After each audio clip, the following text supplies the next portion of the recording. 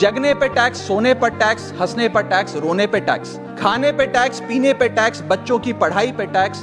बुजुर्गों की दवाई पर टैक्स, फसलों की बुआई पे टैक्स, ट्रेन और यात्रा हवाई जहाज पर टैक्स, खरीदने पर टैक्स, बेचने पे टैक्स, सड़क पे टैक्स, आसमान पे टैक्स, गाड़ी पे टैक्स, मकान पे टैक्स, सपनों पर टैक्स, अरमान पे टैक्स, खुशी पर टैक्स, मुस्कान पर टैक्स, दिन रात की गाड़ी कमाई पर टैक्स, किताब पर टैक्स, सियाही पर टैक्स, सब्जी पर टैक्स, मिठाई पर टैक्स। सरकार जनता से वसूल रही है बीजेपी से दिल लगाई पर टैक्स।